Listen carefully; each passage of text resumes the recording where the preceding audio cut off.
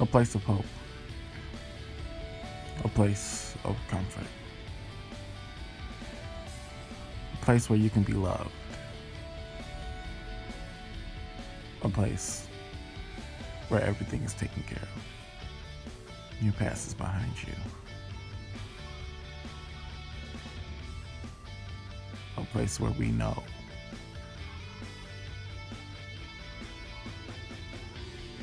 that these people can do anything and everything that they possibly can for these animals.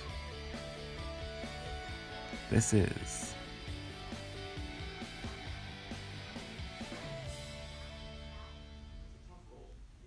the Humane Society.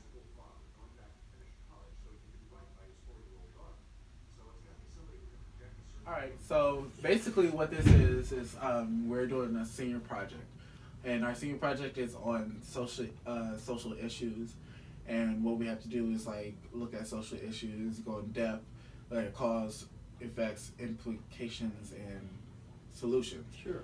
So, and our social issue is on animal abuse. Being a good citizen is having a good cause, being confident in what you are, doing and making good choices about your chosen issue. Be passionate. Jillian Evano. They were just so scared and frightened that we would have to keep them up here so they didn't get near other dogs, just to calm them down. Like we had Misty in here. We were lucky enough to have the Humane Society of Macomb let us come in and invade and walk around and see what's the inside scoop of being in the shelter and what's the life of being in the shelter and how do the animals come in and how do they leave and what is the process and how does this go. So we have our tour guide Cheyenne show us around. So, thank you though. Oh yeah. And this is Molly. She's the 12-year-old cat that looks like she's like 5. Mm-hmm. Hi, baby. She's like, let me out. Well, how long do cats live? I mean, depending on the breed, but most of them do last anywhere from like 12 years to 20. Oh, wow. I mean, it all depends on how they're cared for, if they have any background and medical issues. But yeah, I mean, they can live for a good amount of time as long as they're just properly cared for and nothing's internally, like, naturally wrong with them. Animal Society started small, like so many animal rescue groups, taking in animals from local shelters. But it wasn't long before people started to notice our work. Soon the support came pouring in, making it possible to do bigger things for the animals than we'd ever dreamed. Today, that little rescue group has become a nationwide movement determined to end the needless killing of homeless pets in our country's shelters. But our heart and soul are still at the place where it all began, Best Friends Animal Sanctuary, the largest no-kill animal sanctuary in the country, and the headquarters Best of Friend Best Friends Animal Shelter. Society.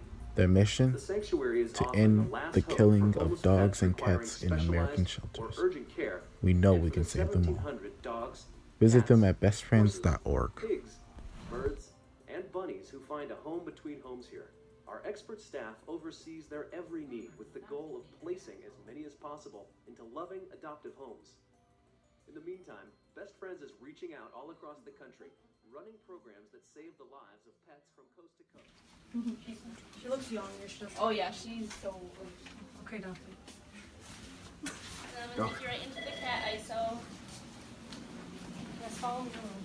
This is where you'll see some of the really frightened and very skinny. I'll actually take one of them out, and it's actually pretty sad. This is Paisley. She was an owner surrendered. And I mean, this is some of the stuff that we actually will receive. She's gained a good amount of weight since she's been here. I can't let you touch her, but if you, oh, you're so scared. You're so scared. But she is extremely thin. She's a good, like, you can see her bones. Like she's, I mean, and then we'll get the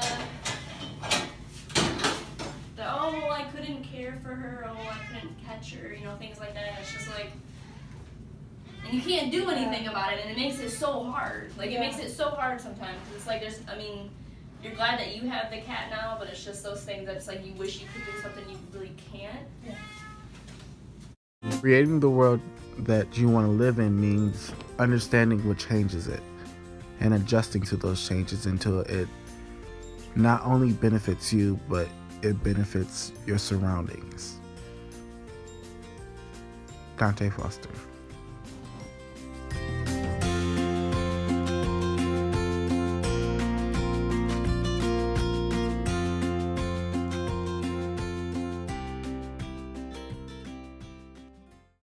The actual changes that we have made in the shelter have made a dramatic improvement on the lives of our animals in here. We had all our animals on one side of the shelter. We have since separated our cats and brought them over to this side, and our dogs are on that side. Cats are very, very freaked out by the sound of dogs. And so by having them over here, we've created a much better atmosphere for our cats. They're much more easy to deal with. And it's better for adoptions, frankly, because people come in and the cats aren't all freaked out every time they come and see them. On the side of our dogs over there, we've made the kennels larger. We're in the process of doing some things with our heating and air conditioning and our I got your coffee. ventilation. So, how many years have you been working here? I've actually only been working here for a couple of months. Okay. And I mean, just working here within the first month, like, you learn so much. You learn so much about these animals, and you learn so much about the conditions that they can be in, and the things that they have to go through, the things that we have to go through sometimes to properly care for an animal. If you guys remember, if she remembered Velma, do you remember Velma? She was a little beagle. Yes. We just found out that she had like a spinal problem, so she's gonna be on medicine for the rest of her life. Okay. And do you have any background? Did you go to school for this or No. No? I just had a passion and love for animals, and that's all you kind of need. So I mean, I see it more as like a passion versus like a job. And if you have a job with animals just for a job, you don't really necessarily, it seems like, do the best in it. Right. You're kind of just here just to get paid. You're not here for the actual aspect of trying to help. right. So basically, anyone can do this then. Oh, yeah. Okay. If you love animals and you're completely fine with, I mean, look at my arms. Yeah. I have scratches and bruises. My hands are dry as a tree. Like, I mean, But it's all for animals. Right. all for animals. Okay. If you are interested in volunteering at the Humane Society of Macomb, give them a call to set up an orientation at 586-731-9210. Or you can visit them at www.humanesocietyofmacomb.org.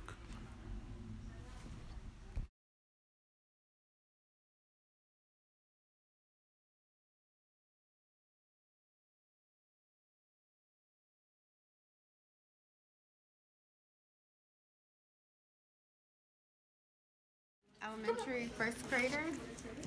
They donated all the stuff and hand wrote letters to the animals, so I thought that was very nice. So we're gonna post it on our Facebook page, and all the parents can come and see and get the pictures, tag the pictures off the Facebook page from Humane Society of Macomb Facebook. Good. Did you state your name for the Yes, record, please? Rachel Gens. Rachel Gates. So, Miss Rachel, what do you do for the Humane Society of Macomb? I am the dog trainer. I evaluate all the dogs that come in to determine what would be the best fit for them as far as an adoptive home, so they can be the most successful in their home. And any of the issues that they may have, I work with to make them more adoptable, and then also just enrichment in the shelter to make the lives better for the dogs while they're here. So you are the trainer. So I have the essential question here that I have to ask you. So how can I use my talents to create new opportunities for myself and others? So how can you use your talents of training to create a new opportunity for yourself and others? So when adopters come in, we like to help give them tips or, kind of teach them how to make their home a little bit and the transition into the new home better.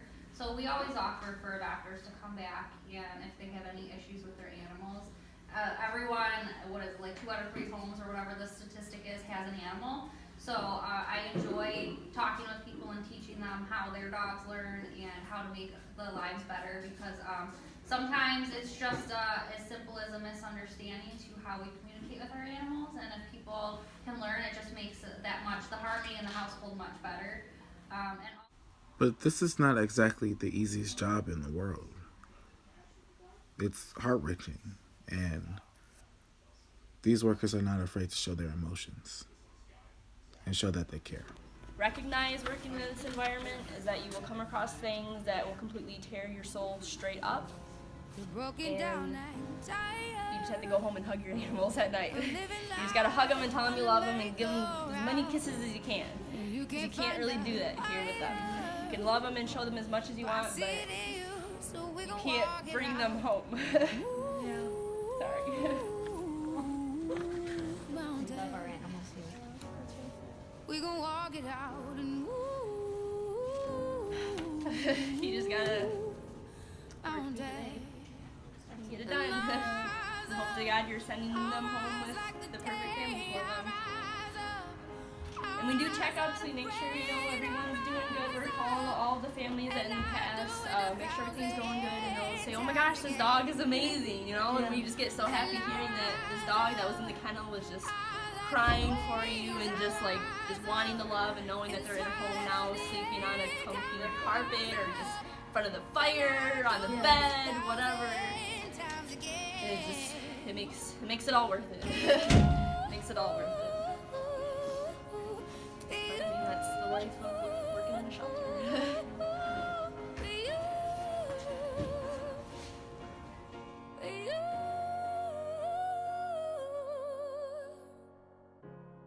the silence is quiet, and it feels like it's getting hard to breathe. And I know you feel like dying, but I promise we would take the world to its feet. Move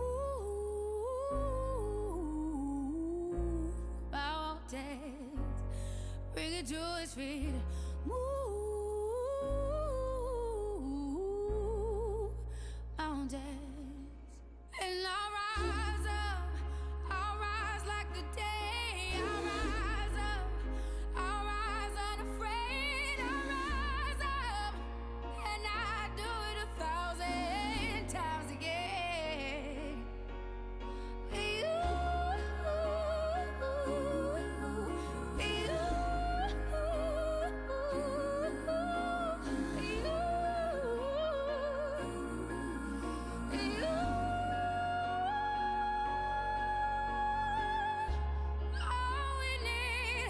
All we need is hope, and for that we have each other, and for that we have each other.